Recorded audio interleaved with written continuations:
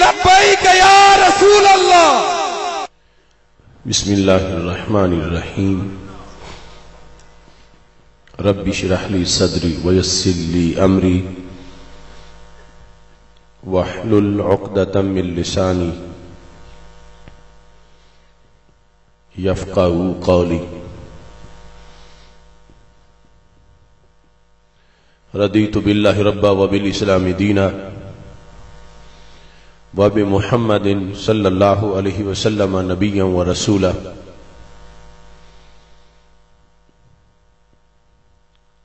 لک الحمد یا اللہ خلقتنا وہدیتنا وانقذتنا من النار۔ الصلاة والسلام علیک یا رسول اللہ۔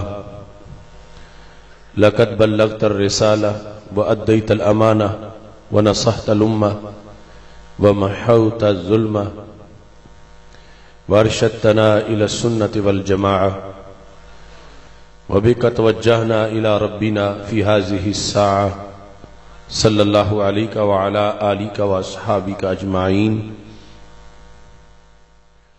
أما بعد فأعوذ بالله من الشيطان الرجيم۔ بسم اللہ الرحمن الرحیم۔ محمد الرسول اللہ۔ صدق اللہ العظیم وصدق رسولہ النبی الکریم الامین۔ ان اللہ وملائکتہ یصلون علی النبی یا ایہا الذین آمنوا صلوا علیہ وسلموا تسلیما۔ الصلاة والسلام علیک یا سیدی یا رسول اللہ وعلی آلک واصحابک یا حبیب اللہ۔ خشک شاخوں کو وہ تازہ گلاب دیتے ہیں، عہد پیری کو وہ پھر سے شباب دیتے ہیں۔ پڑھ لے درود غفلت نہ کر خدا کی قسم، تیرے سلام کا وہ اب بھی جواب دیتے ہیں۔ الصلاة والسلام علیک یا سیدی یا رسول اللہ وعلی آلک واصحابک یا حبیب اللہ۔ مولا صلی وسلم دائما ابدا علی حبیبک خیر الخلق کلہم، منزہ عن شریک فی محاسنہ فجوہر الحسن فیہ غیر منقاسم۔ محمد تاج رسول اللہ قاطبۃ، محمد صادق الاقوال والکلیم، محمد ذکرہ روح لانفسنا، محمد شکرہ فرد علی الامم۔ رب صلی وسلم دائما ابدا علی حبیبک خیر الخلق کلہم۔ خدا ہے جن کو عظیم کہتا، مقام ان کا بڑھا بڑھا کر، انہی کی عظمت بتا رہے ہیں انہی کے نعرے لگا لگا کر۔ خدا نے ان کو علوم بخشے، قرب میں اپنے بلا بلا کر، عیاں ہے ان پہ وہ ذرہ ذرہ رکھو جسے تم چھپا چھپا کر۔ سمٹ کے ساری زمین آئی، بنی ہتھیلی پہ مثل رائی، صحابہ نے بھی یہ دی گواہی جہاں میں ڈنکے بجا بجا کر۔ انہی کی الفت سے آج تک یہ دلوں کی مسجد میں روشنی ہے، نکھر کے آتا ہے ماہ نو بھی غبارے طیبہ لگا لگا کر۔ چمن چمن میں ہے بات ان کی، نگر نگر میں ہے نعت ان کی، انہی کی الفت میں مست ہیں یہ ہوائیں پنکھے ہلا ہلا کر۔ خدا نے ان کو گواہ بنایا ہر زمانے کا ہر مکان کا، وہ آج بھی سب کو دیکھتے ہیں نگاہ رحمت اٹھا اٹھا کر۔ انہی کے ہاتھوں میں عالمی کے سبھی خزانوں کی چابیاں ہیں، وہ جتنا چاہیں نوازتے ہیں گروں کو اوپر اٹھا اٹھا کر۔ وہی ہیں سب سے نبی آخر، وہی ہیں سب سے رسول انور، انہی سے ہم ہیں امم کے خاتم، انہی کے جھنڈے اٹھا اٹھا کر۔ خدا ہے جن کو حبیب کہتا، مقام ان کا بڑھا بڑھا کر انہی کی عزت پہ وارنے کو چلے ہیں جانے سجا سجا کر۔ یہ سن لے یورپ، ہمارا رشتہ ہمارے آقا سے دائمی ہے، ہم ان کی عزت پہ پہرا دیں گے سروں کی فصلیں کٹا کٹا کر۔ یہ سن لے منکر، ہمارا رشتہ ہمارے آقا سے دائمی ہے، ہم ان کی عزت پہ پہرا دیں گے سروں کی فصلیں کٹا کٹا کر۔ جو ان کے در پہ گیا سوالی، کبھی نہ لوٹا وہاں سے خالی، وہ آج بھی بھر رہے ہیں جھولی سبھی کو طیبہ بلا بلا کر۔ بنا جو شان نبی کا واصف، کہا کسی نے کہ ان کا آصف حرم کی جانب بلا رہا ہے قرآن و سنت سنا سنا کر۔ اللہ تبارک و تعالی جل جلالہ وعم نوالہ واتم برہانہ وعظم شانہ وجل ذکرہ وعز اسمہ کی حمد و ثنا اور حضور سرور کائنات مفخر موجودات زینت بزم کائنات دستگیر جہاں غم گسار زمان سید سروراں حامی بے کساں قائد المرسلین خاتم النبیین احمد مجتبی جناب محمد مصطفیٰ صلی اللہ علیہ وآلہ واصحابہ وبارک وسلم کے دربار گہر بار میں ہدیہ درود و سلام عرض کرنے کے بعد رونق محفل خطیب پاکستان حضرت علامہ محمد عبد الرشید اویسی صاحب زیدہ مجدہ رہنما تحریک لبیک یا رسول اللہ صلی اللہ علیہ وسلم، رونق محفل فاضل محتشم حضرت مولانا محمد عمر فاروق توحیدی صاحب حافظہ اللہ تعالی، وارثان منبر و محراب ارباب فکر و دانش نہایت معزز و محتشم سامعین حضرات، رب ذوالجلال کے فضل اور توفیق سے سہنے والے کی سرزمین پر تحریک لبیک یا رسول اللہ صلی اللہ علیہ وسلم کے زیر اہتمام آج ہم سب کو اس عظیم الشان لبیک یا رسول اللہ صلی اللہ علیہ وسلم کانفرنس میں شرکت کی سعادت حاصل ہو رہی ہے۔ میری دعا ہے رب ذوالجلال منتظمین کے انتظام کو اور شرکاء کی شرکت کو اپنے دربار میں قبول فرمائے۔ کانفرنس کے انعقاد پر میں ہدیہ تبریک پیش کرتا ہوں ان تمام نوجوانوں کو جنہوں نے دن رات محنت کر کے ایک دیہات کے اندر فقید المثال اجتماع کا انعقاد کیا۔ اللہ اس رستے میں گزری ہوئی ان کی ہر گھڑی پر انہیں کروڑوں ثواب عطا فرمائے، اور جتنے شرکاء نے شرکت کی ہے رب ذوالجلال سب کو قدم قدم پہ لاکھوں ثواب عطا فرمائے۔ لبیک یا رسول اللہ صلی اللہ علیہ وسلم کا نعرہ جو گونج رہا ہے، اس کے مفاہیم، اس کی شرائط اور اس کے تقاضوں کو سمجھنا اور آگے پھیلانا یہ ہمارے منشور کا حصہ ہے۔ یاد رکھیں یہ نعرہ آج کا نہیں ہے، بلکہ یہ وہ نعرہ ہے جو دربار رسالت میں گونجتا رہا ہے۔ بخاری شریف کتاب العلم میں موجود ہے کہ جب رسول اللہ صلی اللہ علیہ وسلم نے حضرت معاذ بن جبل کو آواز دی، فرمایا یا معاذ ابن جبل، تو انہوں نے رسول اللہ صلی اللہ علیہ وسلم کے سامنے اظہار وفا کے لیے یہی کہا تھا، لبیک یا رسول اللہ صلی اللہ علیہ وسلم۔ ایسے ہی بخاری شریف میں کتاب الصلاۃ میں موجود ہے کہ جب ہمارے آقا صلی اللہ علیہ وسلم نے حضرت کعب کو بلایا اور فرمایا یا کعب، تو حضرت کعب نے کہا لبیک یا رسول اللہ صلی اللہ علیہ وسلم۔ وہ صدا جو صحابہ کرام رضی اللہ تعالی عنہم کی ظاہری حیات میں رسول اللہ صلی اللہ علیہ وسلم کے دربار میں گونجی، وہی صدا آج گلی گلی اور محلے محلے گونج رہی ہے۔ لوگ اپنی تنظیموں کے نعرے گھڑتے ہیں، ہم نے گھڑا نہیں، ہم نے قرآن و سنت سے پڑھا۔ اگر اس کے اندر کوئی سکم ہوتا تو سرکار خود منع کر دیتے۔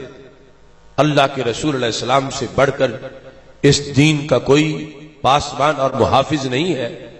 جب نبی اکرم نور مجسم شفیع معظم صلی اللہ علیہ وسلم نے اس نعرے کی رجسٹریشن فرما دی ہے تو اب دنیا کی کوئی طاقت اس نعرے کو دبا نہیں سکتی، اور انشاءاللہ جو آج یہاں گونج رہا ہے، وقت آئے گا تو یہ نعرہ پاکستان کی پارلیمنٹ میں بھی گونج رہا ہوگا، اور وقت آئے گا تو یہی نعرہ واشنگٹن کے اوپر اسی نعرے کا جھنڈا لہرا رہا ہوگا۔ لبیک یا رسول اللہ صلی اللہ علیہ وسلم کہنے کے لیے کچھ شرطیں ہیں اور کچھ اس کے تقاضے۔ ہر شے کی شرائط اس سے پہلے ہوتی ہیں۔ لبیک یا رسول اللہ صلی اللہ علیہ وسلم کا نعرہ لگانے سے پہلے شرط ہے کہ بندے کے دل میں عقیدہ اہل سنت ہو، اور اگر وہ اس عقیدے سے محروم ہو تو ہرگز لبیک یا رسول اللہ صلی اللہ علیہ وسلم کا نعرہ نہیں لگا سکتا۔ حضرت غازی ممتاز حسین قادری شہید رحمت اللہ علیہ کا ہم پہ احسانات میں سے ایک یہ بھی احسان ہے کہ آپ نے آخری وقت موت کا پھندا چومتے ہوئے لبیک یا رسول اللہ صلی اللہ علیہ وسلم کا نعرہ لگایا، اور اس نعرے نے دودھ کا دودھ اور پانی کا پانی کر دیا۔ اگر آپ نے یہ نعرہ نہ لگایا ہوتا تو آج بہت سے فرقوں سے ہمارا اس موضوع پہ جھگڑا ہو رہا ہوتا۔ وہ کہتے غازی ہمارا ہے، ہم کہتے غازی ہمارا ہے۔ انہوں نے کوشش بھی کی کہ امت کے اس عظیم غازی پر قبضہ کر لیا جائے۔ انہوں نے کراچی میں، لاہور میں ریلیاں نکالی غازی ممتاز حسین قادری کی شہادت کے بعد، اور غازی صاحب کی تصویریں اٹھا کر وہ دنیا کو بتا رہے تھے کہ وہ شخص جو موت کی آنکھوں میں آنکھیں ڈال کر مسکراتا رہا، اس کا ہمارے مسلک سے تعلق تھا۔ لیکن غازی صاحب کی روح نے ان کو جھنجھوڑا کہ صرف میری تصویر اٹھانے سے کام نہیں بنے گا، لبیک یا رسول اللہ صلی اللہ علیہ وسلم کا نعرہ بھی لگانا پڑے گا۔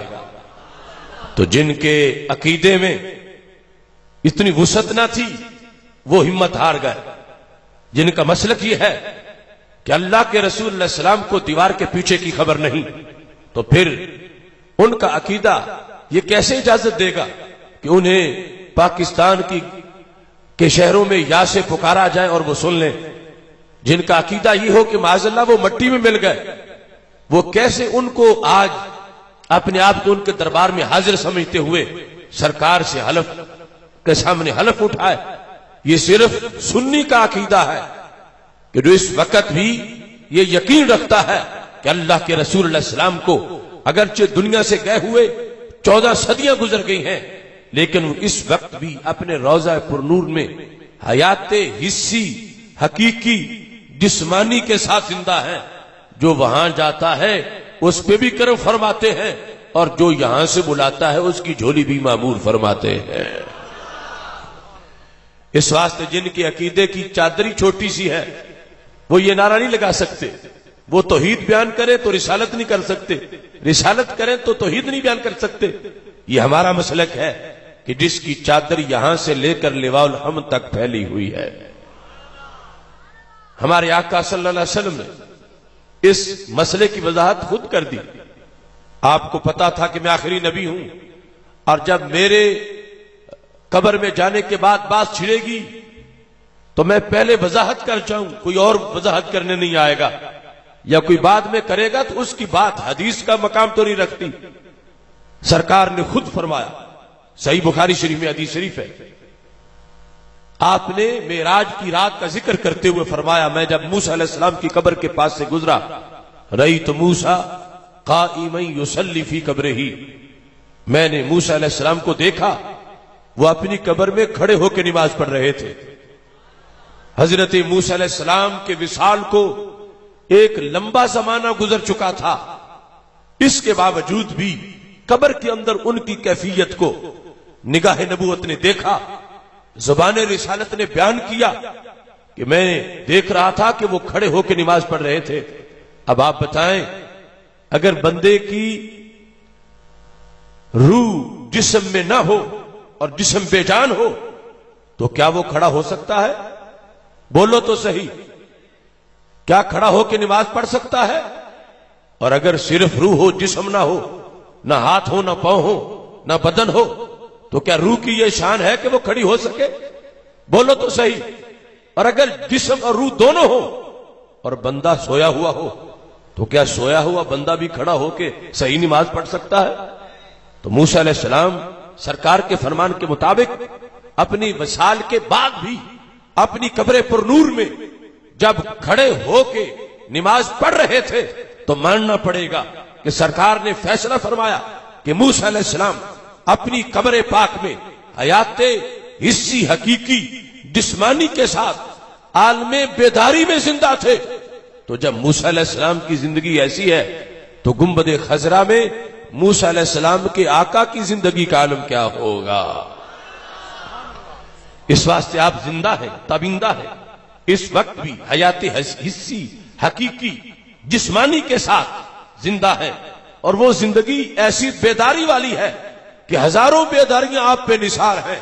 اس بنیاد پر صبح ہو، شام ہو، دن ہو، رات ہو، عرب ہو، عجم ہو، کہنے والا امیر ہو، غریب ہو، پڑھا ہوا ہو، ان پڑھ ہو، بشرطے کہ ایماندار ہو، وہ دنیا کے جس کونے سے بھی لبیک کہہ کے سرکار کو آواز دیتا ہے، میرے محبوب سنتے بھی ہیں اور اس کے حلف کو قبول بھی فرما لیتے ہیں۔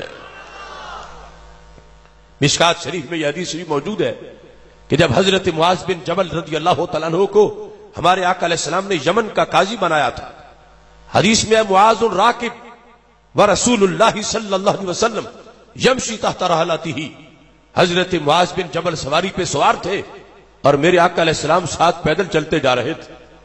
چلتے چلتے مدینہ منورہ سے باہر اس پہاڑی کے پاس آ گئے جہاں سے مہمانوں کو رخصت کیا جاتا تھا، تو میرے آقا علیہ السلام نے وہاں غیب کی خبر دی، یا معاذ انک عسى اللہ تلقانی بعد عامی ھذا، اے معاذ اب تیری میری ملاقات نہیں ہوگی، تیرے آنے سے پہلے میں دنیا سے جا چکا ہوں گا، تیرا گزر میری قبر کے پاس سے ہوگا۔ جب حضرت معاذ بن جبل رضی اللہ تعالیٰ عنہ نے یہ خبر سنی، فبکا معاذ جشع، انہوں نے زور زور سے رونا شروع کر دیا اور کہنے لگے، یا رسول اللہ صلی اللہ علیہ وسلم، اگر ہمیشہ کی جدائی ہو جانی ہے تو پھر مجھے یمن نہ بھیجو، میں تو کچھ وقت کے لیے اپنے آپ کو بڑا دلاسا دے کے جا رہا تھا، اور ہمیشہ کے لیے اگر فراق آنا ہے تو مجھے جتنے دن ہیں یہاں رہ کے آپ کا دیدار کرنے کا موقع عطا کر دیا جائے۔ تو میرے آقا علیہ السلام نے اس وقت یہ جملے بولے تھے، جو دلاسا تو حضرت معاذ کو دیا تھا مگر خلاصہ پوری امت کو عطا فرما دیا تھا۔ فرما ان اول الناس بی المتقون من کانوا حیث کانوا، خلاصہ یہ ہے اے معاذ چلے جاؤ یمن میں، وہ اور ہیں جو دور ہو کے دور ہوتے ہیں۔ معاذ یاد رکھو، جو بھی ہو جہاں بھی ہو، ایسو کا لفظ بھی بولا اور من بھی، من ہے جو ہو جہاں ہو، ایسو ہے جہاں ہو، من ہے جو ہو، چھوٹا ہو بڑا ہو، عربی ہو اجمی ہو، مدینہ منورہ میں ہو یا یمن میں ہو، مصر میں ہو یا شام میں ہو، جس کو تقوی کی دولت نصیب ہے وہ جہاں بھی ہے میرے قریب ہے۔ اس بنیاد پر لبیک یا رسول اللہ صلی اللہ علیہ وسلم کانفرنس کے اس پیغام کے لحاظ سے یہ شرط ہم پوری کرتے ہیں کہ ہمارا مسلک ہمیں بتا رہا ہے کہ سرکار زندہ بھی ہیں اور سن بھی لیتے ہیں، جو جہاں سے بولے۔ صحیح مسلم کی الفاظ ہیں، ما من احد یسلم علی الا رد اللہ علی روحی حتی ارد علیہ السلام، نکرہ تحت النفی ہے۔ پھر کائنات کے کسی کونے میں، کسی صدی میں، کسی وقت میں میرا دفتر بند نہیں ہوتا، کوئی جہاں سے بھی جب بھی مجھے آواز دیتا ہے میں خود سلام سنتا ہوں، خود ہی جواب ارشاد فرماتا ہوں۔ اس کے ساتھ لبیک یا رسول اللہ صلی اللہ علیہ وسلم کی صدا بلند کرنے کے لیے ضروری ہے کہ امتی کا یہ یقین ہو کہ وہ اللہ کے رسول علیہ السلام کی شان کو تول تول کے نہ مانے بلکہ سینہ کھول کے مانے، کنجوسی نہ کرے. اور یہ طریقہ صحابہ کرام رضی اللہ تعالیٰ عنہ سے چل کے آیا. صحیح بخاری شریف میں موجود ہے کہ جب حدیبیہ کے مقام پر پانی ختم ہو گیا تھا تو صحابہ کرام رضی اللہ تعالیٰ عنہ نے ہمارے آقا علیہ السلام کے سامنے آ کر اپنی شکایت پیش کی کہ یا رسول اللہ صلی اللہ علیہ وسلم اب پانی ختم ہو گیا ہے، وضو کیسے کریں، گزارا کیسے ہوگا؟ تو میرے آقا علیہ السلام نے فرمایا کہ جس برتن میں تھوڑا سا پانی ہے وہ برتن لے آؤ. آپ نے اس میں اپنا دست مبارک رکھا. بخاری کے الفاظ ہیں فجعل الماء ينبو من بین اصابعہ، انگلیوں سے چشمے جاری ہو گئے. سرکار کی بشریت میں اور ہماری بشریت میں زمین و آسمان کا فرق ہے. ہمارے جسم کے اندر لہو ہے یا رطوبت ہے اور یہ پلید چیزیں ہیں جب باہر نکلے، اور ادھر سرکار کی انگلیوں سے پانی نکلا ہے. زمزم سے بھی افضل تھا. وہ پانی کتنا تھا؟ حضرت جابر رضی اللہ تعالیٰ عنہ سے کسی نے پوچھا کم کنتم یومئذ، جابر یہ بتاؤ تم اس دن کتنے تھے جنہوں نے پانی پیا؟ تو کہنے لگے لو کننا مئات الف لکفانا، اگر ہم لاکھ بھی ہوتے تو پانی کافی تھا. کننا 15 مئہ، ہم 1500 تھے، اگر ہم لاکھ بھی ہوتے تو پانی کافی تھا. اب یہ بخاری شریف ہے، بات سوچنے کی ہے. پانی وہی تھا جو صحابہ نے پی لیا، نہ کوئی حوض بھرا نہ کوئی تالاب، اور پیا ہے 1500 نے. لیکن صحابہ نے مانا کتنے کا ہے؟ لاکھ کا. میں پوچھنا چاہتا ہوں 1500 پی کے لاکھ بتا کیوں رہے تھے؟ اولئک هم الصادقون، شان ان کی یہ ہے کہ یہ سارے سچے لوگ ہیں. 1500 اور لاکھ میں فرق بہت زیادہ ہے. اگر 90,000 نے پیا ہوتا اور 10,000 کا زائد بتا دیا جاتا تو کوئی قریب قریب بات تھی، لیکن یہاں تو فرق ہی بڑا ہے. پیا 1500 نے ہے، مانا لاکھ کا ہے. انہیں کیسے پتا چل گیا کہ یہ لاکھ کے لیے کافی ہے؟ تجربہ کے لیے لوگوں کو بٹھا کے تو پلایا ہی نہیں، کیونکہ 1500 سے زائد تھے ہی نہیں کہ تجربہ ہوتا کہ کتنوں کے لیے کافی ہے. نہ سٹور کیا. معلوم کیسے ہوا؟ معلوم ہوا انہیں اپنے عقیدے سے، معلوم ہوا انہیں اپنے مسلک سے، معلوم ہوا ان کو عشق رسول اللہ علیہ السلام سے، معلوم ہوا ان کو ناموس مصطفیٰ صلی اللہ علیہ وسلم سے. حدیبیہ میں بیٹھے صحابہ نے دوسروں کو یہ بتایا لو کننا مئات الف لکفانا، کہ اگر ہم لاکھ بھی ہوتے تو پانی کافی تھا. دلیل کیا ہے؟ وہ بتا رہے تھے کہ جن کی انگلیاں 1500 کو پلا سکتی ہیں ان کی انگلیاں لاکھ کو بھی پلا سکتی ہیں. اور قیامت تک مسلمانوں کو یہ دستور دے رہے تھے کہ شان رسول علیہ السلام کو تول تول کے نہیں سینہ کھول کے مانا جاتا ہے.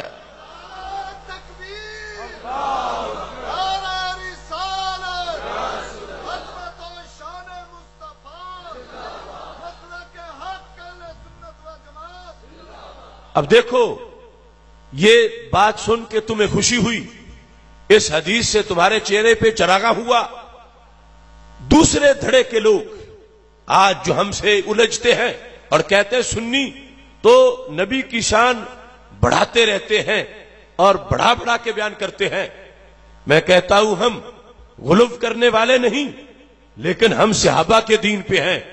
صحابہ کا دین یہ ہے کہ شان رسول اللہ علیہ السلام کا کچھ پتا چلے تو وہ بہت کچھ مان جاتے ہیں. اب پتا تو یہ چلا کہ 1500 نے پیا ہے، مگر مانا صرف 1500 کا نہیں، مانا لاکھ کا ہے. اگر آج کی یہ کمپنی جو ہم سے ٹکراتی ہے، اگر یہ لوگ خدا نخواستہ وہاں بیٹھے ہوتے اور ان میں سے 1500 نے پانی پی لیا ہوتا اور ہم پوچھتے کہ پانی کتنا تھا، انہوں نے کہنا تھا جتنے ہم تھے اتنا ہی تھا. تم کتنے تھے؟ ہم 1500 تھے. تو کیا 1505 کا 1500 के ऊपर 5 का मान लेते हो? तो इन्होंने कहा नहीं, कैसे माने, जब पिया 1500 ने है तो मानेंगी 1500 का, 5 ऊपर कैसे मान जाए? ये 1500 के ऊपर 5 ना माने और सहाबा 1500 पी के पूरा लाख मान जाए। कुरान कहता फ़इन्ना मनु बिमिस्लि मा आमनतुम बि फ़क़द इह्तदौ, क़यामत तक के लिए हक को समझना है तो सहाबा का जो पैटर्न ऑफ फेथ और पैटर्न ऑफ करीब और जो अंदाज़े अकीदा है उसे देखना पड़ेगा। रब्बे काबा की कसम, मैं हजारहा दलाइल की रोशनी में कह रहा हूं, अगरचे हम 14 सदियों बाद पैदा हुए, अगरचे हम अजब में पैदा हुए, अगरचे मट्टी हमारी पंजाब की है, मगर सीने में नूर मदीना शरीफ का है। ये सुन्नी है कि जो कंजूसी नहीं करता शान रसूलुल्लाह सल्लल्लाहु अलैहि वसल्लम में, बुखल नहीं करता। अब ये तरीका सहाबा का है, 1500 पीने वाले हैं, माना लाख का है। और हैं कौन? उनके इस अमल को कुरान क्या कहता है? कुरान कहता है उलाइका हुमुस सादिकून, इनमें से झूठा कोई भी नहीं, सारे सच्चे हैं। तो सच्चों का यह तरीका है कि शान रसूलुल्लाह सल्लल्लाहु अलैहि वसल्लम के बारे में बुखल और कंजूसी नहीं करते, बल्कि कुछ पता चले तो बहुत कुछ मानते हैं। ये कल सहाबा का अंदाज था और आज उनके फजल से लब्बैक कहने वालों का अंदाज है। देखिए बुखारी शरीफ में दूसरे मकाम पर हदीस शरीफ मौजूद है और वो तकरीबन 12 मकामात पर बुखारी में है। किताब उसूलों से तुम्हारे सामने पेश कर रहा हूं। लब्बैक या रसूल अल्लाह सल्लल्लाहु अलैहि वसल्लम की शराइत के लिहाज से कि हजरत सैयदना जाबिर रज़ियल्लाहु तआला अन्हु के वालिद शहीद हो चुके थे, 7 हमशीरा का खर्चा भी नहीं पर था। कहते हैं खजूरें पक गईं और कर्ज खा थे जो अब्बा जी कर्जा छोड़ के गए थे। कर्जा इतना था कि अगर मैं सारी खजूरें दे देता जितनी बाग में पकी थी तो आधा कर्जा भी नहीं उतरना था और फिर साल भी खजूरों पे ही गुजारा करना था। तो मैं नबी अलैहिस्सलाम की खिदमत में हाजिर हुआ। मैंने कहा या रसूल अल्लाह सल्लल्लाहु अलैहि वसल्लम, आप मेरे कर्जे का कुछ फरमाएं, कर्जा उतर जाए। सरकार ने यह नहीं फरमाया कि मैं तो कलमा पढ़ाने आया था, अब तेरे कर्जों का मैं क्या करूं? नहीं, लब वाह है, आंखें बंद हैं, फैली हैं झोलियां, कितने मजे की भीख तेरे पाक दर की है, और मेरे करीम से अगर कतरा किसी ने मांगा दरिया बहा दिए हैं, दुर्बे बहा दिए हैं। फरमाया जाबिर तुम खजूरें तोड़ कर रखो, ढेर लगाओ, मैं आता हूं, बेड़ा पार हो जाएगा। मेरे आका अलैहिस्सलाम तशरीफ ले गए, साथ हजरत सिद्दीक अकबर, हजरत फारूक आजम रज़ियल्लाहु तआला अन्हुमा दोनों मौजूद थे। रसूल अल्लाह सल्लल्लाहु अलैहि वसल्लम ने पूरे ढेर पर दुआ फरमा दी। अब उसका रिजल्ट क्या था, बरकत कितनी हुई? हजरत जाबिर कहते हैं मैंने कर्ज खा बुला लिए, अगरचे अकल कह रही थी आधा कर्जा भी नहीं उतरेगा, लेकिन इश्क ने कहा जब सरकार आए हैं तो फिर कमी क्या होगी। तो कहते हैं मैं बोरियां भरता गया यहां तक कि सारा कर्ज उतर गया। नमाज मगरिब का वक्त था, चूंकि सरकार दुआ फरमा के तशरीफ ले गए थे, सिद्दीक उमर भी साथ चले गए थे। मैं मस्जिद में पहुंचा और मैंने कहा या रसूल अल्लाह सल्लल्लाहु अलैहि वसल्लम, आपके तशरीफ लाने से इतना भला हुआ, इतनी बरकत हुई कि सारा कर्जा उतर गया और ढेर में से एक खजूर भी कम नहीं हुई। मेरे आका अलैहिस्सलाम ने जब ये बात सुनी तो सरकार मुस्कुरा पड़े, सरकार खुश हुए और खुद फरमाया अशहदु अन्नी रसूलुल्लाह, जाबिर मैं गवाही देता हूं मैं अल्लाह का रसूल सल्लल्लाहु अलैहि वसल्लम।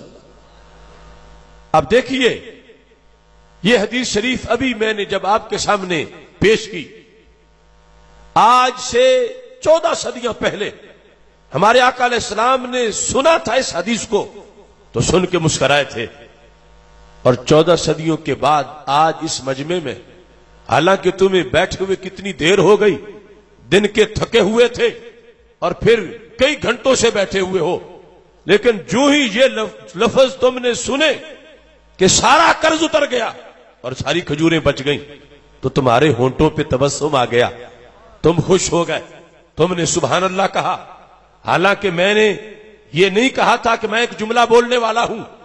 جب ختم ہو تو تم نے مسکرانا ہے، جب ختم ہو تو تم نے سبحان اللہ کہنا ہے، جب ختم ہو تو تم نے خوش ہونا ہے. میرے کہنے کے بغیر تم سب کچھ یہ کر بیٹھے ہو، خوش بھی ہوئے ہو، مسکرائے ہو، سبحان اللہ کہا ہے.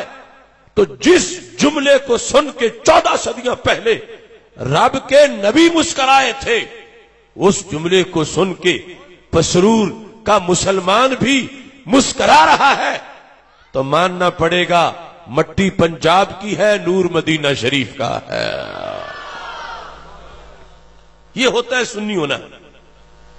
دوسرے طبقے کا کوئی بندہ ہو، عام نہیں، اگرچہ ان کا کوئی ملا مولوی ہو، کوئی شیخ الحدیث ہو، اس کے سامنے بھی یہ حدیث پڑھ کے دیکھ لو کہ اس کے چہرے کا رنگ کیسے اڑتا ہے.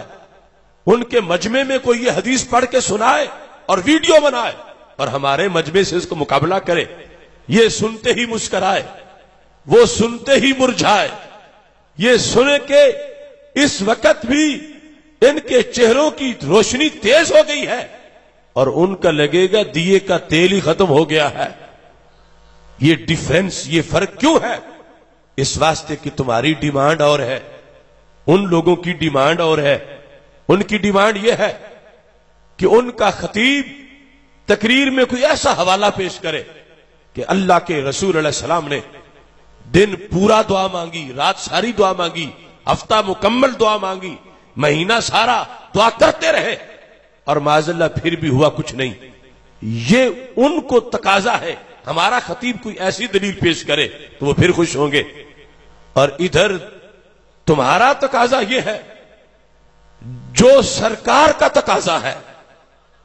تمہاری وہ ڈیمانڈ ہے جو ہمارے نبی علیہ السلام کی ڈیمانڈ ہے. کیونکہ سرکار جب دعا فرما کے گئے تھے تو ہرگز سرکار کو ذہن میں یہ نہیں تھا کہ دعا تو کر آیا ہوں، ہونا کچھ بھی نہیں. نہیں، سرکار کو یہ پسند تھا کہ ابھی جابر آئیں گے، خوشخبری سنائیں گے کہ قرضہ اتر گیا ہے.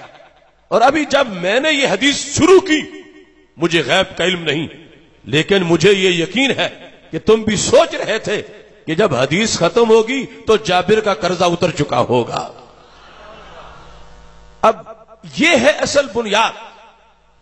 ان کے مجمع میں اگر کوئی یہ حدیث اول تو بیان نہیں کرے گا، اور اگر کوئی بیان کرے گا تو مجمع کو لگے گا کہ شاید ہمارا خطیب عقیدہ توحید سیمینار سن کے عمر فاروق توحیدی بن گیا ہے، کہ یہ ہمارے مذہب کو چھوڑ کے ان کی باتیں کر رہا ہے.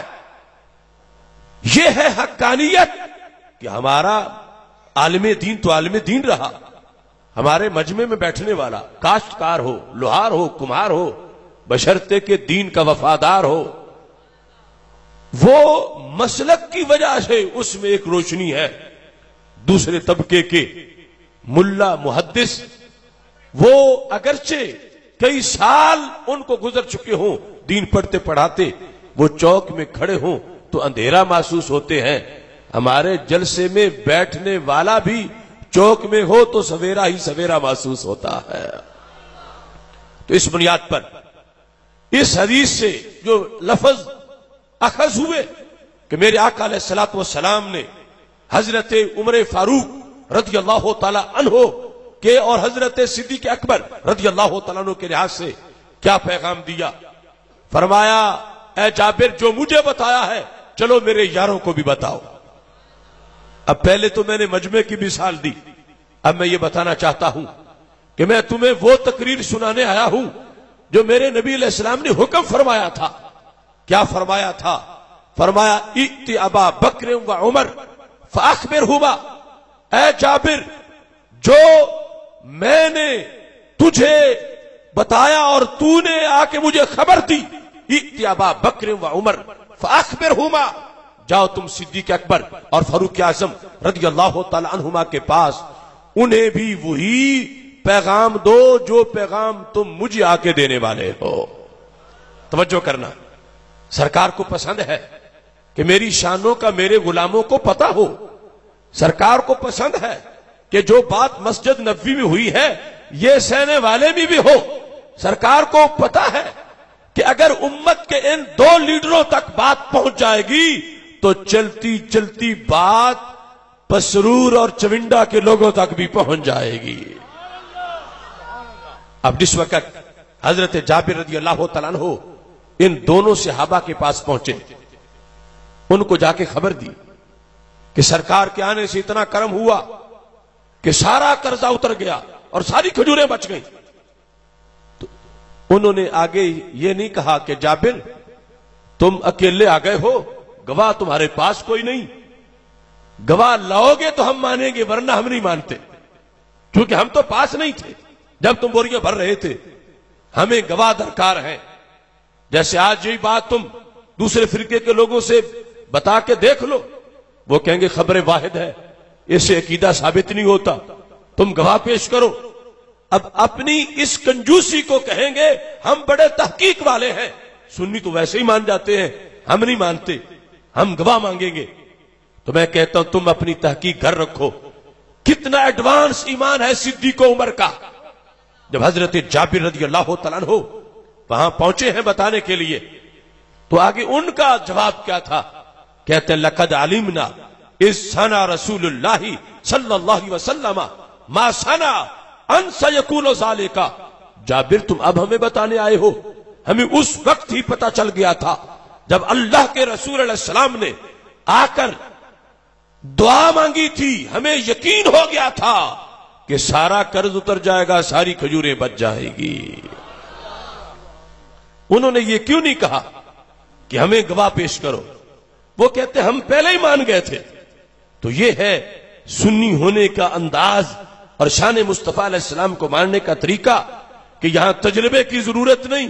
صدیق و عمر، طلحہ و زبیر، سعد و سعید رضی اللہ تعالی عنہم، ان کا انداز یہی ہے کہ کچھ پتا چلے تو بہت کچھ مانتے ہیں۔ اور یہ بھی معلوم ہوا کہ جن کے شاگردوں کو ماضی میں مستقبل کا پتا چل جائے ان کا اپنا علم کتنا زیادہ ہوگا۔ کہ حضرت صدیق عمر رضی اللہ تعالیٰ عنہ کہہ رہے تھے ہمیں تو کھجوروں میں بوریاں ڈالنے سے پہلے ہی پتا تھا کہ سارا قرض اتر جائے گا اور ساری کھجوریں بچ جائیں گی۔ اس بنیاد پر ہم اہل سنت و جماعت لبیک یا رسول اللہ صلی اللہ علیہ وسلم کی صدا بلند کرنے کا میرٹ پورا کرنے والے ہیں۔ اس میں کوئی شک نہیں کہ تلبیہ کے اندر بھی یہ صدا ہے، اور تلبیہ کے علاوہ سرکار کے لیے بھی صدا ہے۔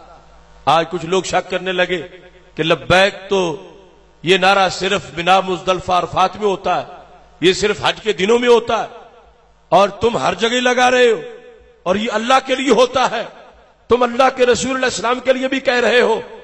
تو میں ان کا شک دور کرنا چاہتا ہوں۔ ٹھیک ہے، تلبیہ میں ہم کہتے ہیں لبیک اللہم لبیک لبیک لا شریک لک لبیک ان الحمد والنعمت لک والملک لا شریک لک۔ اس میں بھی یہ اظہار ہے کہ رب تیرے حکم پہ حاضر ہے، تیری اطاعت کے لیے حاضر ہیں، تیرے فرمان پر عمل کرنے کے لیے حاضر ہیں۔ تو قرآن میں جہاں ہمیں اللہ کی اطاعت کا حکم دیا گیا ہے وہاں اللہ کے رسول علیہ السلام کی اطاعت کا بھی حکم دے دیا گیا ہے۔ لبیک ایک ہے، ذاتیں دو ہیں، اور ان دونوں ذاتوں کا معاملہ ایک ہے، اور یہ وحدت خود کعبے نے بیان کی ہے، کیونکہ نبی اکرم نور مجسم شفیع معظم صلی اللہ علیہ وسلم کا یہ فرمان ہے۔ تفسیر در منصور میں فرمایا اذا کان یوم القیامہ زفت الکعبۃ البیت الحرام الی قبری۔ سرکار فرماتے ہیں جب حشر بپا ہوگا کعبہ بھی مدینے کی راہوں پہ پڑا ہوگا۔ زفت الکعبہ، کعبے کو دلہن بنایا جائے گا، رخصت کیا جائے گا مکہ مکرمہ سے، کس طرف؟ الی قبری۔ سرکار فرماتے ہیں میری قبر میرے روضہ پاک کی حاضری کے لیے کعبہ چلے گا۔ بریلی کے تاجدار نے بلا وجہ نہیں کہا تھا حاجیو آؤ شہنشاہ کا روضہ دیکھو، کعبہ تو دیکھ چکے، کعبے کا کعبہ دیکھو۔ کچھ لوگ کہنے لگے کہ مدینہ منورہ جانا ہے تو مسجد نبوی کی نیت سے جاؤ اور سرکار کے روضہ کی نیت نہ کرو۔ تو میں پوچھتا ہوں کہ کعبے سے تو پوچھو کہ نیت کدھر کی ہے۔ سرکار یہ نہیں فرماتے الا مسجدی کہ کعبہ میری مسجد کی حاضری کے لیے آئے گا، فرما الا قبری، کعبہ میری قبر کی حاضری کے لیے آئے گا. اور فرمایا جس وقت کعبہ چلتے چلتے پہنچے گا مدینہ منورہ تو کیا آواز بلند کرے گا؟ وہی ہم جو گلی کوچے میں بلند کر رہے ہیں. تفسیر در منصور میں یہ الفاظ ہیں، کعبہ آ کے کہے گا السلام علیک یا محمد صلی اللہ علیہ وسلم. اور امام نیشا پوری کی روایت میں یہ ہے کہ السلام علیک یا رسول اللہ صلی اللہ علیہ وسلم. سرکار فرماتے ابھی میں اپنی قبر پاک کے اندر ہی موجود ہوں گا، کعبہ باہر کھڑا ہو جائے گا اور مجھے یا کے ساتھ پکارے گا، مجھے آواز دے گا تو میں اندر سے کہوں گا وعلیک السلام یا بیت اللہ، بیت اللہ تجھے بھی سلام ہو. اور میں پوچھوں گا بیت اللہ بتا میری امت کا رزلٹ کیا ہے؟ تو کعبہ کہے گا من اتانی فانا اکفیہ واکون لہ شفیعا. اے پیغمبر آپ کی ساری امت پاس ہے. امت کی دو قسمیں ہیں، کچھ وہ ہیں جو میرے پاس حج یا عمرہ کرنے آئے ہیں اور کچھ وہ ہیں جن کو پیسہ نہیں ملا، نہیں آ سکے. کہ من اتانی فانا اکفیہ واکون لہ شفیعا، جو میرے پاس آیا ہے اس کے لیے میں کافی ہوں اور اسے جنت میں میں لے جاؤں گا. ومن لم یاتنی، اور جو میرے پاس نہیں آ سکا فانت تکفیہ، اے نبی اس کے لیے آپ کافی ہیں. وتکون لہ شفیعا، اور اس کو تم جنت میں لے جاؤ گے.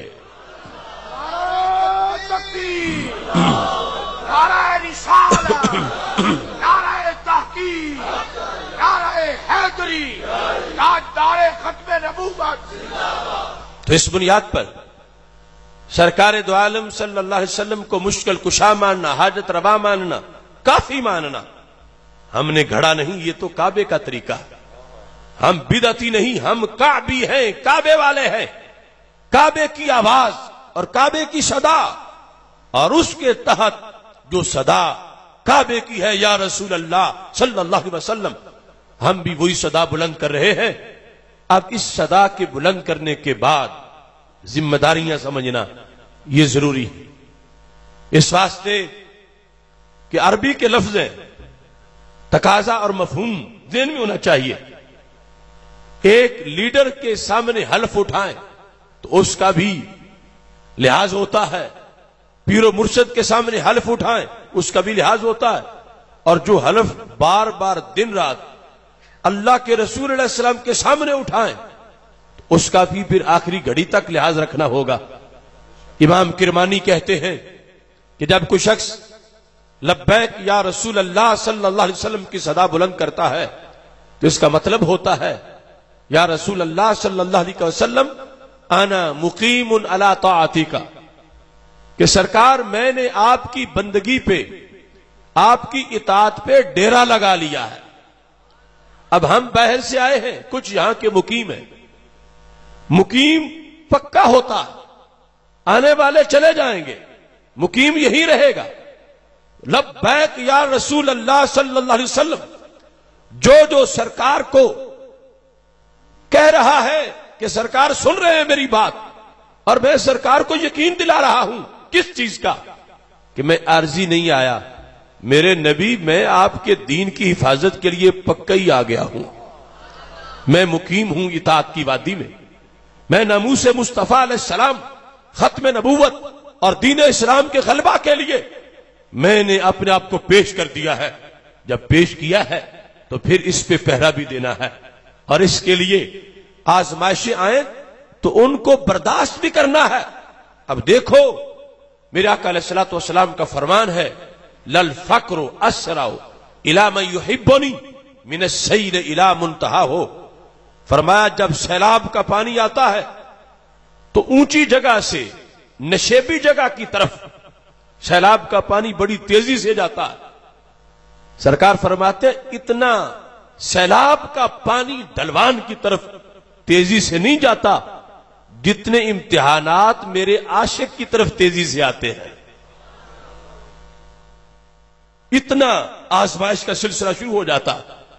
اور اس مقدس بارگاہ میں جب کسی نے آزمائش سے صبر کے لحاظ سے فراغت حاصل کی ہے تو اس کا پھر انوکھا انداز تھا، اس کا پھر منفرد مقام تھا. ایک حدیث شریف اس سلسلہ میں امام ابن کثیر نے البدایہ والنہایہ میں اس کو لکھا ہے، اور اس کا عنوان ہے حدیث الحمار، گدھے والی حدیث۔ وہاں لکھا ہے کہ جب خیبر فتح ہوا تو میرے آقا صلی اللہ علیہ وسلم کے سامنے جانور پیش کیے گئے، ان میں ایک کالے رنگ کا گدھا بھی تھا۔ سرکار اپنے عاشقوں کو پہچان جاتے ہیں، خواہ وہ کسی روپ میں بھی ہو۔ فَكَلَّمَهُ النَّبِيُّ صلی اللہ علیہ وسلم، میرے آقا علیہ السلام نے اس گدھے سے، دراز گوش سے گفتگو فرمائی، تو اس نے بھی عربی میں بولنا شروع کر دیا۔ عجیب گفتگو تھی۔ گدھا کہنے لگا اخرج اللہ من نسل جدی 60 حمارا، کہ رب کے رسول صلی اللہ علیہ وسلم، اللہ نے میری نسل سے 60 گدھے پیدا کیے، کلہم لم یرکبہم الا نبی، ان 60 گدھوں کی یہ خصوصیت ہے کہ ان پر صرف نبیوں نے سواری کی ہے۔ یعنی ہمارا خاندان نبیوں کا خادم رہا ہے مختلف صدیوں میں، یعنی اوپر جو جد اعلیٰ ہمارا ہے اس کی پشت میں سے مختلف صدیوں میں 60 گدھے ہوئے، اور ہم خادم نبیوں کے رہے ہیں۔ اگلا جملہ بڑا عجیب ہے، کہنے لگا لم یبقى من نسل جدی غیری، ان 60 گدھوں میں سے، اس نسل میں سے جو نبیوں کی خادم ہے، سوائے میرے کوئی نہیں بچا، سب خدمت نبیوں کی کر کے دنیا سے چلے گئے، میں آخری ہوں۔ ولا من الانبیاء غیروں کا، نبیوں میں آپ آخری ہیں، میں خدمت کے لیے ہوں، آپ میرے مخدوم ہیں۔ اب دیکھو گدھے کو بھی پتا ہے ختم نبوت کا، گدھا بھی جانتا ہے کہ سرکار آخری نبی ہیں، اور آج جو انسان ہو کے ختم نبوت کا غدار ہو اسے تم غصے میں گدھا کہو تو گدھا ناراض ہو جائے گا کہ کس کمینے پر میرا نام لے رہے ہو، میں تو سرکار کو آخری نبی مانتا ہوں۔ گدھے نے کہا ولا من الانبیاء غیروں کا، نبیوں میں سوائے آپ کے کوئی نہیں، آپ آخری نبی ہیں۔ تو پھر کہتا ہے یہ ملاقات بائی چانس نہیں ہوئی، قد کنت اتوقعک ان ترکبنی، میں سال ہا سال انتظار کرتا رہا، مجھے توقع تھی کہ آپ ضرور میری پشت پہ تشریف فرما ہوں گے، یعنی بائی چانس ملاقات نہیں۔ اگر اس دراز گوش نے کبھی ایک بار بھی سرکار کو یاد کیا ہوتا ہم اس کا ممبروں پہ چرچا کرتے، لیکن یہاں تو ماضی استمراری ہے، پاسٹ کنٹینیو ہے، کہ میں بار بار ماضی میں آپ سے ملنے کی توقع کرتا رہا، اور آج قسمت بیدار ہو گئی۔ یہ کہاں نصیب میرے کہ تو آپ چل کے آتا، کوئی جذبہ محبت میرے کام آ گیا ہے، میرے دل کی دھڑکنوں میں تیرا نام آ گیا ہے، کر لو قبول آقا یہ غلام آ گیا ہے۔ لبیک، ہاتھ اٹھا کے سب دیوانے لبیک لبیک لبیک لبیک۔ اب جس وقت اس نے اپنی یہ بات سنائی کہ مجھے توقع تھی کہ آپ مجھ پہ سوار ہوں گے، لیکن صورتحال کیا تھی، یعنی اس تمنا پر اس کی آگے تیاری دیکھو، یعنی یہ تقاضے ہیں لبیک کے بعد کے۔ ہم سارے متمنی ہیں کہ سرکار نظر کرم فرمائیں، اور یقین سے شوق رکھتے ہیں کہ میدان معاشر ہو تو اللہ کے رسول علیہ السلام کے ہاتھوں کوثر کا جام مل جائے اور سرکار سے ہماری ملاقات ہو، تو اس کے لیے کچھ انتظام بھی کرنا پڑے گا۔ ایسا نہیں کہ آج کسی کو کہا جائے کہ بد عقیدہ کے ساتھ ہاتھ نہ ملاؤ، قادیانی کے ساتھ ہاتھ نہ ملاؤ، نصرانی کے ساتھ ہاتھ نہ ملاؤ، وہ کہنی برادری کی مجبوری ہے، کاروبار کی مجبوری ہے، یہ مجبوری ہے، وہ مجبوری ہے۔ ادھر ایک جانور ہے بے زبان اور باندھا ہوا ہے، اس نے ساری مجبوریاں مسترد کر دی۔ اس کی داستان سنو، کہتا ہے قد کنت قبلک لرجل یہودی، محبوب دیوانہ میں آپ کا تھا مگر مالک میرا یہودی تھا، میں اس کے گھر میں باندھا ہوا تھا۔ وہ مجھے چارہ ڈالتا تھا، خریدا اس نے مجھے تھا، لیکن میں آپ سے عشق کر بیٹھا تھا اور مجھے انتظار تھی کہ آپ میری پشت پہ بیٹھیں گے۔ تو پھر کہا میرے نبی میں نے آج تک اپنی پشت پلید نہیں ہونے دی۔ تھا میں یہودی کا، مگر میں نے یہودی کو اپنے اوپر بیٹھنے نہیں دیا۔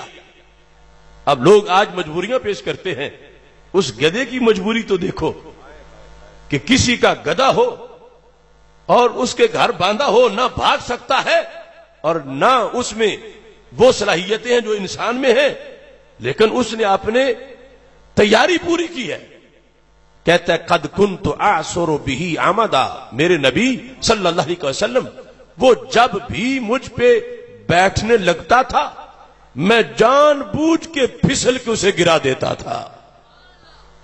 اعصر به عمدا، جان بوجھ کے میں پھسل جاتا تھا، حالانکہ وجہ کوئی نہیں ہوتی تھی نیچے پھسلنے کی، لیکن میں چونکہ اس کو اپنی پشت کے اوپر بیٹھنے نہیں دینا چاہتا تھا کہ پشت سرکار کے لیے رکھی ہے، تو میں گرتا تھا اور اس کو گرا دیتا تھا۔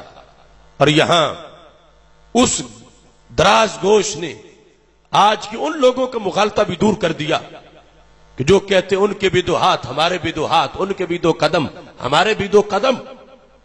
تو وہ دراز گوش بتا رہا تھا کہ بشریت میں فرق ہے، عام لوگوں کی بشریت اور ہوتی ہے، رب کے نبی کی بشریت اور ہوتی ہے۔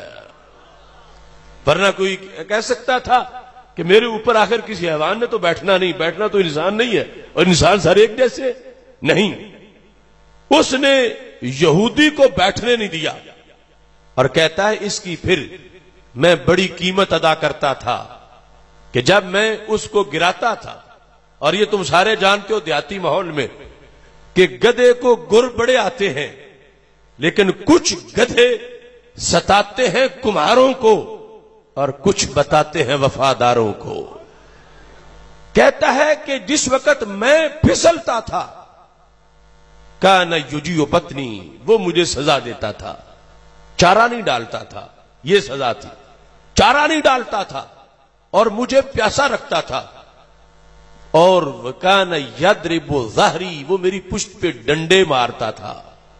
میرے نبی میں نے ڈنڈے کھائے ہیں مگر میں نے اپنی پشت پہ پلید کو کبھی بھی بیٹھنے نہیں دیا۔ یہ ہے ایک حیوان کا عشق رسول اللہ صلی اللہ علیہ وسلم اور اس کی غیرت اور اس کی دینی حمیت۔ اگر ہم انسانوں میں سے راہ محبت میں اور راہ عشق رسول اللہ علیہ وسلم میں کسی پہ FIR کٹ جائے، وہ تھانے میں بند ہو جائے اور اسے ناشتہ نہ پہنچے اور اس کے اعصاب اتنے میں ڈھیلے ہو جائیں، تو اسے سوچنا چاہیے کہ یہاں تو حیوانوں نے کتنا پیار کیا ہے، کتنا صبر کیا ہے، کتنی وفا کی ہے، کس انداز میں سرکار کے ساتھ عشق کیا ہے، وہ کتنے مواقع پر ڈنڈے کھاتا رہا، بھوک برداشت کرتا رہا، مگر سرکار سے اس نے صرف اس بیس پر، اگرچہ یقین بھی نہیں تھا ملاقات کا، صرف توقع تھی کہ ملاقات ہونی ہے تو میں اس کا کوئی انتظام کر کے جاؤں، ہمیں تو یقین ہے سرکار سے ملاقات کا میدان معاشر میں، تو اس کا ہمیں اہتمام بھی کرنا ہے۔ اب یہاں تک جب گفتگو ختم ہوئی تو میرے آقا علیہ السلام نے اپنی گفتگو شروع کی، فرمایا سمیتک یافور، میں نے تیرا نام یافور رکھ دیا ہے۔ اس مقدس سواری کا نام سرکار نے یافور رکھا، اور یافور رکھنے کے بعد میرے آقا علیہ السلام نے اسے بلایا، حالانکہ بلانے کی کوئی حاجت اس وقت نہیں تھی اور نہ ہی وہ دور تھا، سامنے ہی کھڑا تھا، لیکن مطلوب کچھ اور تھا۔ فرمایا یا یافور، اس نے کہا لبیک یا رسول اللہ صلی اللہ علیہ وسلم۔ تو یہ وفاؤں کا سبق شروع سے آیا ہے، اور تقاضے اس انداز میں کہ ایک حیوان بھی یہاں ایسے تقاضے پورے کر رہا ہے، اور پھر یہ عاشق رسول علیہ السلام ہر دور کے اندر اس کا یہ کردار رہا ہے، یہ سب کچھ برداشت کر سکتا ہے، بھوک پیاس، کپڑا نہ ہو، مکان نہ ہو، گیس نہ ہو، بجلی نہ ہو، یہ برداشت کر لیتا ہے، مگر توہین رسالت برداشت نہیں کر سکتا۔ یہ ہر دور میں عاشقوں کا دستور رہا، اور یہ نہیں کہ صرف کوئی شیخ الحدیث یا محدث ہو تو وہ اس سلسلے میں اتنا سخت ہو. یہاں ہر کوئی علم الدین شہید نظر آتا ہے اور ہر کوئی غازی ممتاز نظر آتا ہے. سرکار دو عالم نور مجسم شفیع معظم صلی اللہ علیہ وسلم کے عشق کے مسئلے پر اور جو کردار ادا کرتا ہے پھر اسے ترقی بھی بڑی ملتی ہے، کیونکہ یہ ناموس رسول اللہ علیہ السلام پہ پہرا دینے کا فرض بڑا عجیب اور منفرد فرض ہے. اب دیکھو نماز بڑی ضروری ہے لیکن رب نے دن میں صرف 5 بار رکھی ہے. روزہ بڑا ضروری ہے لیکن 11 ماہ کے بعد صرف 1 مہینہ ہے جو فرض ہے. حج بڑی اچھی عبادت ہے مگر زندگی میں صرف 1 بار ہے.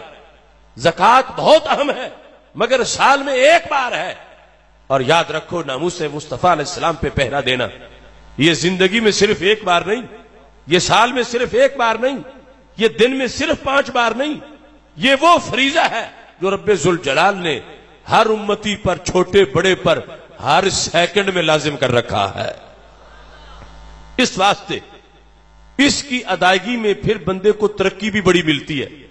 اب دیکھو کتنے لوگ ہمارے سامنے بڑے بڑے پیران طریقت، بڑے بڑے شیوخ الحدیث اور سارے شانوں والے، لیکن ممتاز قادری کا جنازہ ہم جب دیکھتے ہیں تو ہم یہاں ہی نہیں حرم میں بیٹھے ہوئے عبد الرحمن سدیس کو بھی یہ جملہ بولنا پڑا کہ لم یشہد تاریخ العالم مثل حاضر جنازہ، کہ اس جنازے جیسا جنازہ تاریخ انسانیت میں کبھی نہیں ہوا. عشق کی ایک جست نے کر دیا قصہ تمام، اس زمین و آسماں کو بے قرار سمجھا تھا میں. باقاعدہ ذکر ہے حدیث شریف میں میرے آقا علیہ السلام بدر میں تشریف فرما تھے. مدینہ منورہ میں ایک نابینا صحابی تھے جو معذور ہونے کی وجہ سے بدر نہیں گئے تھے، آنکھیں نہیں تھی. نام تھا ان کا حضرت عمیر. وہ مدینہ منورہ میں تھے تو ایک عورت جس کا نام اسماء بنت مروان تھا اس نے ہمارے نبی علیہ السلام کی توہین کر ڈالی. تو حضرت عمیر نے فیصلہ کر لیا کہ جس رات سرکار واپس تشریف لائیں گے میں اس عورت کو قتل کر کے سرکار کے دربار میں پہنچوں گا. انہیں یہ سوچ نہیں آئی کہ میں سرکار سے کم از کم مسئلہ تو پوچھ لوں کہ کوئی توہین کرے تو کرنا کیا ہوتا ہے، حکم کیا ہے، پھر سزا دینی کس نے ہے. حضرت عمیر نے خود ہی فتویٰ بھی دے لیا اور خود فیصلہ کر لیا اور خود ہی نافذ کرنے کے لیے ارادہ بھی کر لیا. رات کا وقت تھا، بات ٹالنا چاہتے تو کہہ سکتے تھے اللہ کے رسول صلی اللہ علیہ وسلم آپ کے یہاں نہ ہوتے ہوئے ایک واقعہ ہو گیا، چونکہ آپ نہیں تھے اس لیے میں نے کچھ نہیں کہا. یا فرماتے چونکہ میں نابینا تھا میں کر کیا سکتا تھا. کئی بہانے ہو سکتے تھے لیکن قرآن کہتا ہے وَمَن يَتَّقِ اللَّهَ يَجْعَلْ لَهُ مَخْرَجًا، کہ جسے تقوی حاصل ہے اللہ اس کے لیے رستے بنا دیتا ہے. رات نکلے اپنے گھر سے. اسماء بنت مروان کا گھر 7 والی بستی میں تھا اور جہاں وہ تھی وہاں مرد بھی تھے. یہ شروع سے ہی دہشت گرد میں اور غازی میں فرق ہے. دہشت گرد بزدل ہوتا ہے، غازی دلیر ہوتا ہے. اب آپ نے دہشت گردی کرنی ہوتی تو جتنے وہاں گھر میں تھے سب کو سوئے ہوئے ایک ایک چھرا مار دیتے، لیکن آپ نے نابینا ہونے کے باوجود یہ فیصلہ کر لیا کہ مارنا اسی کو ہے جس نے توہین کی ہے. اب نابینا ہے اسے پہچاننا تھا، باقاعدہ اسے آواز دی. جب وہ بولی تو پہچانا کہ یہ وہی ہے، باقی کو کچھ نہیں کہا. حالانکہ خطرہ تھا کہ باقی اس تک پہنچنے سے پہلے جب میں بولوں گا تو مجھے شہید کر دیں گے، لیکن شریعت کی پاسداری پیش نظر تھی. اس کو بلایا، اس کی چارپائی تک پہنچے، اس کے 2 ٹکڑے کیے اور واپس مدینہ منورہ جس وقت پہنچے تو نماز فجر کی جماعت ہو رہی تھی. میرے آقا علیہ السلام نے جب سلام پھیرا حضرت عمیر سامنے کھڑے تھے تو میرے آقا علیہ السلام نے ان کے بتائے بغیر ہی سرکار نے فرمایا اقتلت اسماء بنت مروان، کیا اسماء بنت مروان کو قتل کر آئے ہو؟ تو حضرت عمیر کہتے ہیں کہ مجھے حوصلہ ہو گیا کہ اگرچہ میں پوچھے بغیر گیا تھا مگر جن کے لیے گیا تھا وہ مجھے دیکھ رہے تھے. آپ نے پھر مسئلہ پوچھ لیا. یہ غازی ممتاز حسین قادری کے کیس کا پورا اس میں فیصلہ ہے. اور ہم نے تحریک رہائی کے دوران بارہا یہ دلائل حکومت کے سامنے پیش کیے کہ سرکار کی عدالت سے بڑی کون سی عدالت ہے. حضرت عمیر نے پوچھا یا رسول اللہ صلی اللہ علیہ وسلم حل اخطأتو، کیا آپ سے پوچھے بغیر اپنے طور پر ہی میں جو گستاخ عورت کو مار آیا ہوں اس میں نے کوئی غلطی کی ہے؟ میں نے کوئی قانون ہاتھ میں لیا؟ میرے خلاف کوئی ایکشن ہوگا؟ یہ میری کوئی غلطی ہے؟ سرکار نے فرمایا ما اخطأت، تم نے کوئی غلطی نہیں کی، بل نصرت اللہ ورسولہ، تم نے تو اللہ کی بھی مدد کی ہے، اللہ کے رسول علیہ السلام کی بھی مدد کی ہے. اللہ کی مدد کا لفظ اس لیے بولا کہ قرآن میں ہے انا کفیناک المستہزئین. قرآن کہتا ہے، اللہ فرماتا ہے میرے محبوب جو تمہاری توہین کرے گا چمڑی اس کی میں آپ اتاروں گا، میں کافی ہوں آپ کے لیے. لیکن ڈیوٹی رب نے محبوب کے غلاموں کی لگا دی ہے. تو عمیر تم نے کوئی غلطی نہیں کی بلکہ تم نے رب کی بھی مدد کی اور رب کے رسول علیہ السلام کی بھی مدد کی. اور ساتھ یہ بھی بولا من سرہ ان ينظر الى رجل من اہل الجنہ فلینظر الى عمیر، جس نے تازہ تازہ جنتی کا دیدار کرنا ہو وہ میرے عمیر کا دیدار کر لے. یہاں پہنچ کے منظر بدل گیا. صحابہ آئے تھے بدر سے وہ انعام لے کر جو کبھی کسی کو ملا نہیں تھا امتوں میں. میرے آقا علیہ السلام نے فرمایا بدر والو رب نے تمہیں بدر میں جھانک کے دیکھا ہے، حالانکہ جھانک کے وہ دیکھتا ہے جسے ویسے نہ نظر آتا ہو، اور اللہ کو تو سب کچھ نظر آتا. کہا جھانک کے دیکھنے کا مطلب ہے رب نے بڑے شوق سے تجھے دیکھا ہے اور اعلان کر دیا اے معلوم شئتم، بدر والو اب جو بھی کرتے رہو تمہارا کوئی عمل تمہیں نقصان نہیں دے گا، تمہاری جنت ثابت ہو چکی ہے. اتنا بڑا انعام لے کے بدر والے آئے تھے اور آتے ہی آگے حضرت عمیر والا مسئلہ آ گیا. سرکار نے فرمایا جس نے جنتی دیکھنا ہو عمیر کو دیکھو. تو جوش جنو کے ہاتھ سے فصل بہار میں گل سے بھی نہ ہو سکی دامن کی احتیاط. اور تو اور رہے حضرت عمر فاروق بول پڑے. اتنا رشک آ گیا حضرت عمیر پر کہ ہم ادھر اتنی تلواریں چلا کے آئے، اتنے کافر مار کے آئے، اتنی فتح پا کے آئے، اور یہ عمیر پیچھے تھا اور بازی لے گیا. لفظ بولے کہنے لگے تصرفی طاعت اللہ وانہ اعمی، لوگوں دیکھو نابینا ہو کے بازی لے گیا. انہ اعمی ہے نابینا لیکن کتنا آگے نکل گیا ہے، گھس گیا اللہ کی بندگی میں. تھوڑا تھوڑا داخل نہیں ہوا، یہ تو پورا گھس گیا اور آگے نکل گیا ہم سے. جس وقت یہ لفظ انہوں نے بولے کہ نابینا ہو کے بازی لے گیا، تو یہ جو حضرت پیر سید جماعت علی شاہ علی پوری رحمت اللہ علیہ نے کہا تھا غازی علم الدین کو کہ ترکھانہ دا منڈا بازی لے گیا، تو یہ داستان رشک کی اس وقت سے چلی ہے جب حضرت عمر نے کہا نابینا ہو کے بازی لے گیا. تو میرے آقا علیہ السلام نے فرمایا عمر اسے نابینا نہ کہو، انہو بصیر، یہ تو دیکھنے والا. حالانکہ وہ واقعی نابینا تھے، اور نابینا بندہ کو نابینا کہنا یہ کوئی خلاف واقعہ بات نہیں، مگر جب کوئی ایسا کردار ادا کرتا ہے پھر اس کا سٹیٹس بڑا بلند ہو جاتا ہے. اس کے خلاف ہلکی سی بات بھی برداشت نہیں ہوتی کیونکہ وہ اس کا تعارف بدل گیا ہے. اب ممتاز حسین قادری پہلے 4 جنوری 2011 سے پہلے اپنی امی کی آنکھ کا تارا تھا، اب امت کی آنکھ کا تارا ہے. اس وقت صرف خاندان کا پیارا تھا، اب پورے جہان کا پیارا ہے، کیونکہ کردار وہ ادا کیا کہ جس نے اس کو وہ عروج بخشا.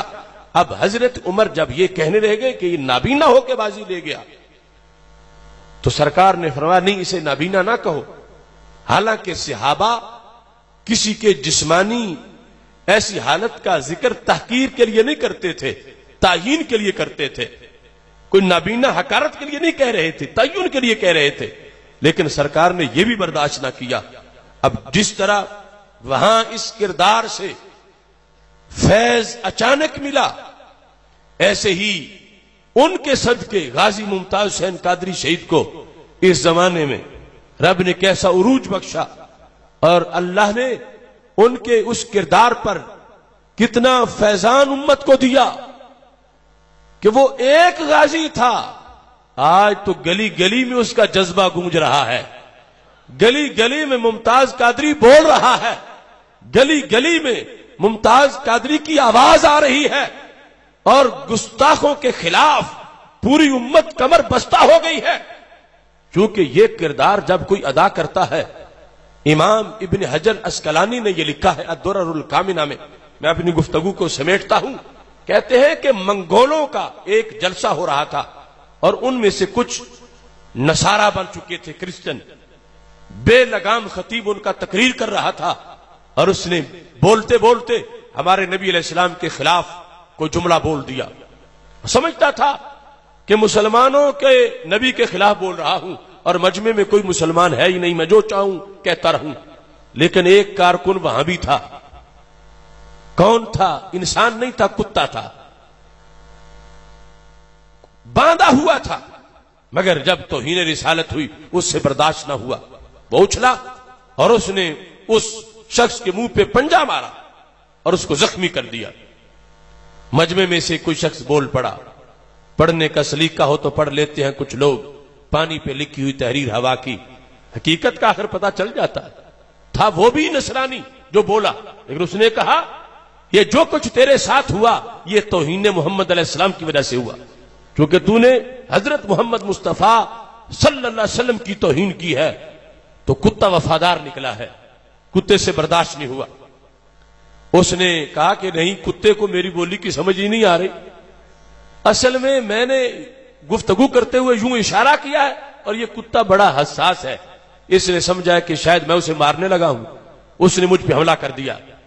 چالاک بن کے اس نے بات گول کرنے کی کوشش کی، کتے کو باندھ دیا گیا، مگر یہ دو ٹانگوں والا کتا پھر تھوڑی دیر کے بعد جب بھونکا، اس نے توہین کی، تو وہ دوسرا کتا جو نام کا کتا تھا، کام کا کتا نہیں تھا، وہ پہلے ہی ہائی الرٹ تھا، اب توہین پر وہ اچھلا، رسا ٹوٹ گیا۔ امام ابن حجر لکھتے ہیں ہزاروں منگولوں کا مجمع تھا، مگر ایک کتا سب پہ بھاری ہو گیا، کتے نے منہ کھول کے اب اس گستاخ کی گردن منہ میں ڈال دی، لوگوں نے مارنا شروع کیا، اس نے مزید گرفت مضبوط کر لی۔ رب کعبہ کی قسم، جب تک گستاخ کا سر تن سے جدا نہیں ہوا اس وقت تک کتے نے منہ ہی نہیں کھولا۔ دن دہاڑے بھرے مجمع میں ایک کتا اپنی کاروائی مکمل کر گیا۔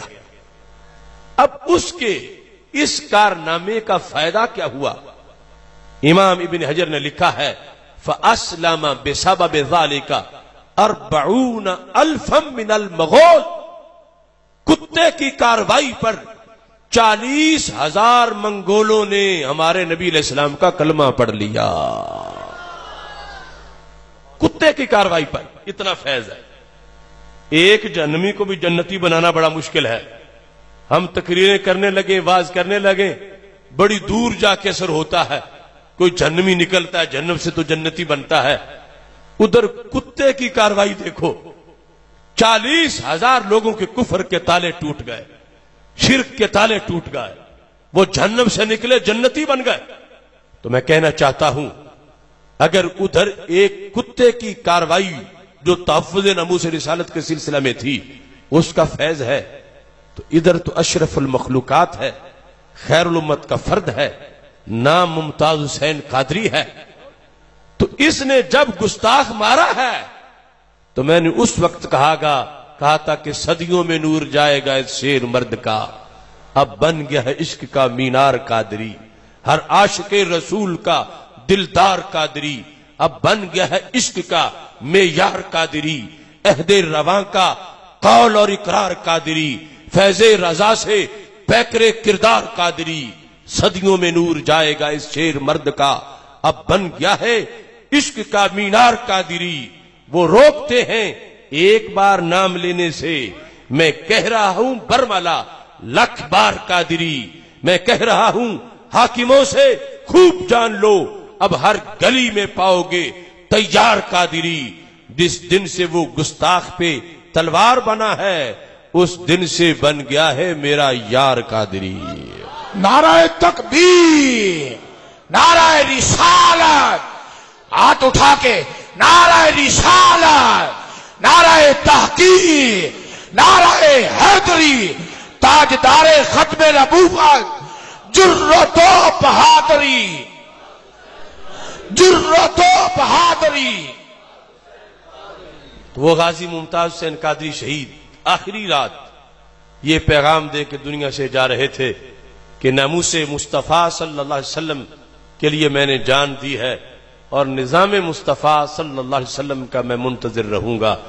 تحریک لبیک یا رسول اللہ صلی اللہ علیہ وسلم غازی صاحب کی اس تمنا کی تحریک کو لے کر آگے چل رہی ہے کہ اس ملک میں جو انگریز کا نظام ہے اس کو دیش نکالا دیا جائے اور سرکار مدینہ صلی اللہ علیہ وسلم کے نظام کو تھانوں میں، کچہریوں میں، پورے ملک کے اندر آباد کیا جائے. اور یہ غازی صاحب کی حسرت قرآن و سنت کے جو تقاضے ہم سے لبیک کا نعرہ لگانے کی وجہ سے اسی حسرت، اسی پیغام کی ترجمان ہے. اور اسی سلسلہ میں تحریک لبیک یا رسول اللہ صلی اللہ علیہ وسلم پورے ملک میں مختلف کانفرنسیں کر رہی ہے. انشاءاللہ 1 مارچ کو بدھ کے دن غازی صاحب کے عرس مقدس کے موقع پر صبح 9 بجے غازی صاحب کے مزار مقدس کے ساتھ ملک گراؤنڈ میں انٹرنیشنل لبیک یا رسول اللہ صلی اللہ علیہ وسلم کانفرنس کا انعقاد کیا جا رہا ہے. اور اس کے بعد انشاءاللہ 1 اپریل کو مینار پاکستان پر اسلام زندہ باد کانفرنس اور 8ویں عقیدے توحید سیمینار کا انعقاد کیا جائے گا. اور کل کا جو دن ہے یعنی جو شروع ہو چکا جمعے کا دن، ہم نے تحریک لبیک یا رسول اللہ صلی اللہ علیہ وسلم کی طرف سے رد الفساد آپریشن جو شروع ہوا ہے فوج کی طرف سے دہشت گردوں کے خلاف، اس کی حمایت میں یہ اپیل کی ہے کہ تمام خطبہ رد الفساد کے موضوع پر جمعہ پڑھائیں. اور ہم پاک فوج کی مکمل حمایت کا اعلان کرتے ہیں اور گستاخوں کے خاتمہ کے لیے اور دہشت گردوں کے خاتمہ کے لیے ہم پاک فوج کے شانہ بشانہ کھڑے ہیں.